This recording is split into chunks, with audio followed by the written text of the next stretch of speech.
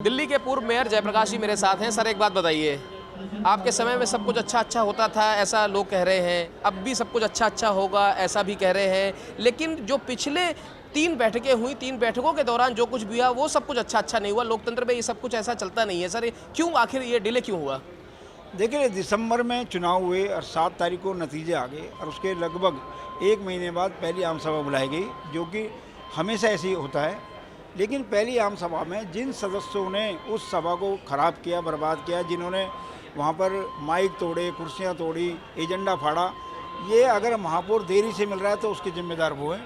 अगर 6 जनवरी का हाउस ठीक से हो जाता, उस दिन सबकी शपथ हो जाती और चुनाव हो जाता, तो मुझे ऐसा लगता है कि सबको मेयर मिल गया होता। सर विवाद तो ये हुआ कि एल्डरमैन वोट दे सकते हैं, आप ये क्या डिमांड करते रहे कि एल्डरमैन वोट दे सकते हैं, आप कोर्ट भी गए, कोर्ट ने कह दिया कि एल्डरमैन वोट नहीं दे सकते हैं। तो ये सारी चीज़ें जो इस पचड़े में फंसी रहीं, अगर ये चीज़ें पहले ही क्लियर हो जाती तो शायद लेट नहीं होते, तो उसके लिए जिम्मेदार तो आप लोग भी उतना ही हैं। नहीं, अगर 6 जनवरी को सबकी शपथ हो जाती तो जब तक तो कोई विषय ही नहीं था। लेकिन अगर कहीं भी कोई कन्फ्यूजन है तो कोर्ट इसलिए होती है, उन्होंने कन्फ्यूजन दूर कर दी। अब सबको जिसको वोट करना है, किसको वोट नहीं करना, ये क्लियर है। और कोर्ट के जो निर्णय है उसका हम स्वागत करते हैं और उसी प्रकार से आज अच्छे से हाउस चल रहा है। मुझे लगता है सब वोट कर लेंगे, जिसका ज़्यादा मत मिलेंगे उसका मेयर बनेगा और मेयर बनने के बाद वो दिल्ली की सेवा करेगा। सर एक बात बताइए, 3 सदस्य आपने भी उतारे हैं, एक सदस्य के लिए 36 वोट चाहिए होते हैं, आपके पास उस हिसाब से 105 वोट हैं, 108 होने चाहिए, तो वो 3 वोट का जुगाड़ कैसे करेगी बीजेपी?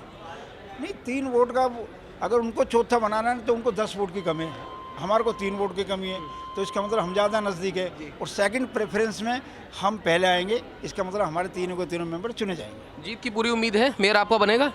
नहीं, अगर उम्मीद नहीं होती तो हम खड़ा ही क्यों करते? और लोकतंत्र में उम्मीदवार खड़ा करना कोई बुराई थोड़ा ना है। अगर कोई व्यक्ति कहीं चुनाव नहीं जीत सकता तो चुनाव नहीं लड़ेगा क्या? ये स्वस्थ लोकतंत्र की एक सूचक है कि चुनाव में खड़े हों। और जब नए पार्षद चुनकर आते हैं तो उनको हाउस की प्रोसीडिंग का ही पता लगता है, वो हाउस चलाना भी सीखते हैं, क्योंकि 5 साल तक हाउस कैसे चलेगा, मिलकर कैसे चलेगा, उसमें भी एक दूसरे से समन्वय बनता है।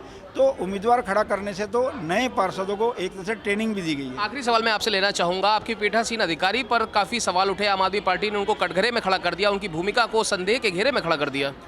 भाई, उसी पीठासीन अधिकारी को सर के ऊपर कौन चढ़े थे?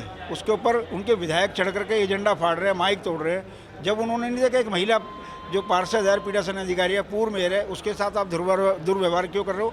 तो आम आदमी पार्टी तो खुद हमेशा सवालों के घेरे में खड़ी रहती है, तो वो किसी से सवाल खड़ा करे, ऐसा ठीक नहीं। चलिए, वक्त देने के लिए बहुत शुक्रिया। तो साफ तौर पर आप दिल्ली के पूर्व मेयर जयप्रकाश को सुन रहे हैं, जिनका ये कहना है कि आम आदमी पार्टी के एजेंडे में सिर्फ और सिर्फ लड़ाई झगड़ा रह गया है और उन्होंने लगातार 3 बैठकों में ये किया, इसी वजह से 3 बैठकें बेनतीजा रहीं।